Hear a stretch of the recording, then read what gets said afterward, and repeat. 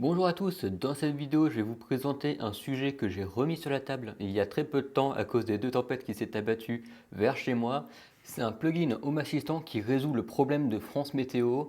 Mon but c'est de récupérer les vigilances météo et de les incorporer dans Home Assistant. Et pour faire ça il y a bien France Météo qui est une belle intégration. Sauf que la partie qui m'intéresse, donc la vigilance météo, ne fonctionne pas. Et c'est comme ça depuis pas mal de temps. Donc on fait sans France Météo, on va passer du coup par Weather Alert, qui est une alternative qui marche tout aussi bien. Me voici sur Home Assistant et comme vous le voyez, il y a déjà en fait ces quatre petits widgets que je vais vous partager juste après, qui sont les alertes météo. Et pour récupérer cette intégration, c'est assez simple. On peut aller dans les paramètres, dans appareil et services, on peut ajouter une intégration. Et ici, on va taper Weather Alert. Alors, moi, à chaque fois, je dis Weather Alert, mais c'est pas Weather Alert, c'est Météo Alarme, il me semble.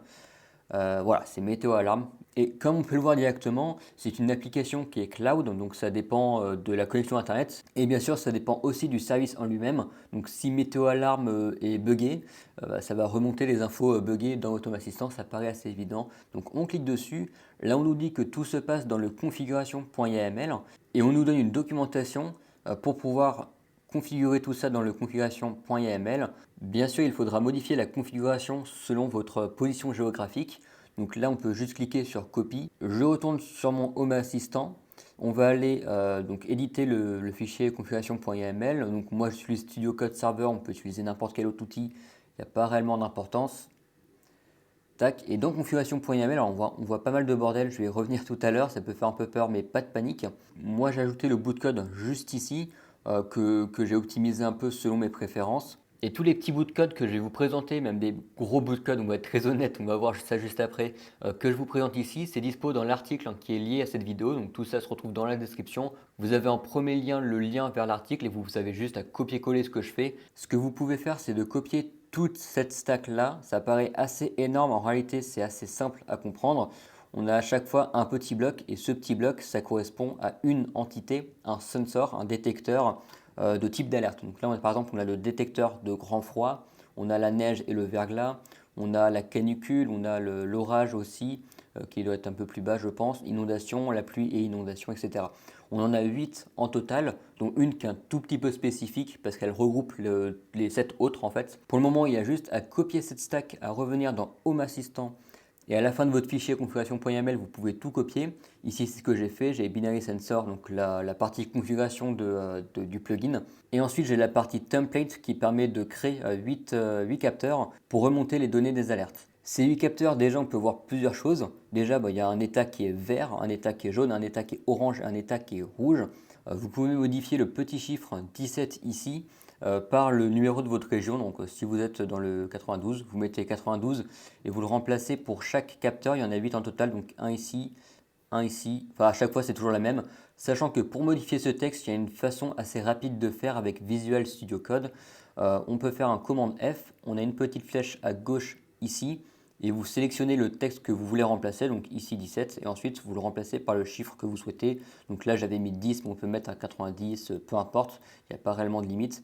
Et à chaque fois vous appuyez Entrée jusqu'à qu'il n'y ait plus de texte à remplacer, comme ça va le remplacer pour vous automatiquement, c'est un peu plus simple. Une fois que le configuration.yml est terminé, que vous avez modifié ce que vous aviez à modifier, bien sûr il faudra aller dans les outils de développement, vérifier la configuration, si voir tout est OK pour ne pas avoir de surprise, et ensuite redémarrer Home Assistant pour que le fichier configuration.yml soit pris en compte, sinon ça ne va pas prendre en compte les modifications. Home Assistant est démarré et tout de suite ce qu'on peut aller faire, c'est d'aller dans les outils de développement, dans les états, et ici on peut taper alerte pour voir les capteurs qui ont été créés. Moi j'ai une automatisation, je vais y revenir tout à l'heure. Donc on a bien nos 8 capteurs, donc 1, 2, 3, 4, 5, 6, 7, 8. Donc les vents violents, inondations, etc. Je ne vais pas refaire toute la liste. Et surtout ce qui est intéressant, c'est qu'on a l'alerte météo qui regroupe les 7 autres. Entre-temps, j'ai fait quelques petites modifications et j'ai découvert une petite astuce en fait. Alors tout simplement, ce qu'on va aller faire, c'est se rendre sur vigilance.météo.france, un truc dans le genre. On a la carte en temps réel des alertes vigilance météorologique. Et ce qui est intéressant, c'est quand on regarde sur le département, on voit la province qui est notée. Donc là, on est sur Vienne, la Charente, Charente-Maritime. Et la Charente-Maritime, c'est là où j'habite, donc c'est là ce qui m'intéresse. Par défaut, ce que je vous présente, c'est mis comme Paris.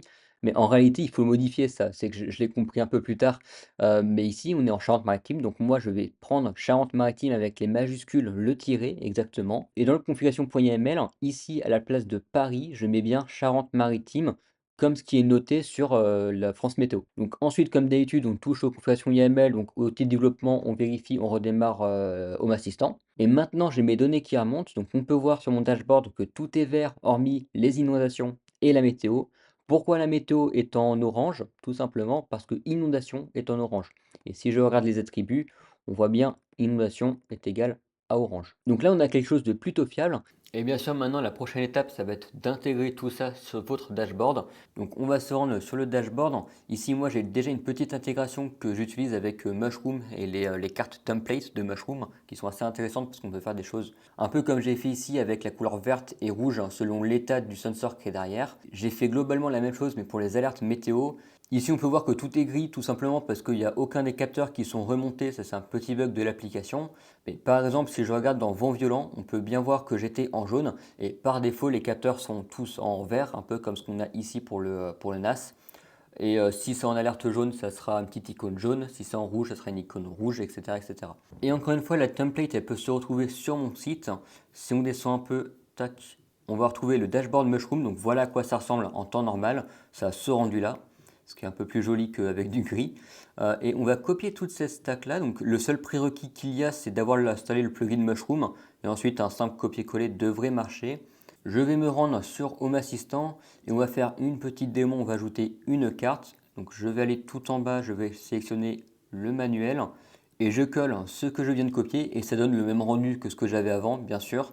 Donc tout ça, on peut enregistrer, on peut le remodifier et comme ça va nous afficher l'éditeur visuel qui est un peu plus compréhensible que par défaut. Alors ce que j'ai fait, c'est que j'ai deux piles horizontales dans une pile verticale, ce qui permet d'avoir deux lignes de quatre entités. Donc on peut voir première ligne, les quatre entités de la première ligne, la deuxième ligne et les quatre entités de la deuxième ligne. Et pour chaque entité, j'ai fait quelque chose d'assez simple. L'icône, je reprends celle qui est définie dans configuration.yml. Donc si on veut modifier l'icône, alors soit on peut le faire directement par ici, soit on peut utiliser directement le configuration.yml et le modifier à la source. Ensuite, pour la couleur de l'icône, je récupère l'état de l'entité. Et si l'état de cette entité est vert, ça va afficher la couleur verte. Pareil pour le jaune, pareil pour le orange, pareil pour le rouge. Entre le temps de tournage et de montage de la vidéo, j'ai découvert quelque chose d'assez intéressant. C'est cette carte qui s'appelle carte Lovelace Météo France, qui est assez sexy, fait un gros global de toute la météo. C'est une jolie petite carte avec les vigilances météo, donc ça rejoint un peu le sujet de la vidéo. Puis tant qu'à parler de météo, autant faire tout d'un coup. Et pour installer cette carte, c'est assez simple. Il y a une petite procédure d'installation. Donc on nous dit qu'il nous faut Axe. Donc on va copier cette adresse ici. Tac, donc je le prends, je la copie, tac, copier l'adresse du lien. Ensuite, sur Home Assistant, on va aller dans l'onglet Axe, on peut aller dans l'onglet Interface, on va prendre les trois petits points tout en haut, on va utiliser le dépôt personnalisé, et ici on a juste à copier le lien qu'on a mis, choisir la catégorie, donc là c'est Lovelace, et on a juste à cliquer sur Ajouter. Moi je ne le fais pas parce que comme vous le voyez ici, je l'ai déjà, Lovelace Météo France Weather Card. Et voici ce que ça donne pour ma part. C'est assez cool parce qu'on a des informations assez chouettes comme le vent. Là actuellement on a un vent qui souffle à 25 km/h. On a le lever et le coucher du soleil. On a aussi les alertes vigilance qui sont affichées. Donc là on peut voir que je suis en orange pour l'inondation. Et cette carte pour l'ajouter c'est assez simple. On va aller ajouter une carte. Et si on tape météo, normalement, voilà, c'est carte météo France par HACF. Vous pouvez un peu moduler comme bon vous semble, désactiver les icônes animées, activer ou désactiver les alertes. Alors la prévisualisation marche pas très très bien, mais ça c'est souvent dans beaucoup de plugins d'ailleurs. Donc voilà pour ce petit bonus concernant le dashboard. Maintenant, on va passer à la partie notification. Et ensuite, la dernière partie, c'est la partie notification. Donc ça, je l'ai fait avec des automatisations. Et comme pour le reste, je vous ai fourni tout le code qui est ici. Donc ça, vous pouvez juste le copier. Ensuite, aller le coller dans les paramètres automatisation. Donc vous créez une nouvelle automatisation. Une nouvelle automatisation neuve, donc par zéro. Vous modifiez en YAML. Vous copiez ce que vous avez à copier et ensuite vous repassez en éditeur visuel si vous préférez. Vous n'avez plus qu'à faire les modifications et enregistrer. Moi, cette automatisation, je l'ai déjà, elle s'appelle notification alerte météo. Donc, je vais aller l'éditer et mon automatisation, elle est assez simple. Elle va prendre l'état de alerte météo qui, comme je le disais tout à l'heure, regroupe les 7 autres capteurs. Si l'alerte météo est en jaune, en orange ou en rouge, si elle passe dans l'un de ces états, ça va m'envoyer une notification à la fois sur mon téléphone et mon PC. Je bascule en YAML pour vous montrer un peu à quoi ça ressemble. Ici, on a nos actions avec les deux notifications, donc un pour le téléphone et un pour le PC. Et ici, on a quelque chose d'assez simple. Dans le titre, à chaque fois, je mets alerte météo, deux points et l'état de l'alerte météo. Donc comme ça, je peux savoir si c'est du jaune, du rouge ou du orange. Et je fais globalement la même chose avec le message de la notification, avec vent violent, deux points, avec l'attribut de sensor météo vent violent pour récupérer chaque état de chaque type de vigilance. Comme ça, je peux savoir exactement de qu'est-ce qu'il s'agit. Est-ce qu'il s'agit plutôt d'orage comme vigilance? Est-ce que c'est des vents violents? Est-ce que c'est un grand froid, etc. Et bien sûr, comme on peut le voir pour la partie orage, on est libre de mettre des icônes pour que ce soit un peu plus visuel. Et bien sûr, pour que cette automatisation fonctionne, pensez bien à modifier votre appareil si tant est que vous avez un appareil qui est lié à Home Assistant. Les appareils, pour information, je les récupère via l'application Home Assistant. Donc si vous installez Home Assistant sur votre Windows, sur votre iPhone, sur votre Android, sur votre Mac, à chaque fois ça va faire une remontée de données de plein de capteurs de l'appareil et ça vous permet aussi d'envoyer des notifications sur cet appareil, ce qui est plutôt pratique. Et vu que les remontées d'informations pour le moment ne se font pas sur l'application, donc c'est temporaire, des fois il y a des petites heures comme ça où il n'y a pas de remontée d'informations, bah ici voici un petit rendu de quoi ça donne. On a l'alerte météo avec l'alerte météo globale et ensuite on a les 7 autres capteurs pour savoir qu'est-ce qu'il s'agit en particulier. Est-ce que c'est les orages qui sont en jaune? Est-ce que c'est les vents violents? Est-ce que c'est l'inondation, etc. Il y a sûrement matière à améliorer tout ce que je viens de faire et tout ce que je viens de présenter ici. Donc si vous avez des petites idées d'amélioration, etc., n'hésitez pas à le dire en commentaire ou à venir discuter avec nous sur le Discord. Le lien est aussi en description. Et sur ce, j'espère que cette vidéo vous aura plu et on se retrouve pour une prochaine. Allez, ciao!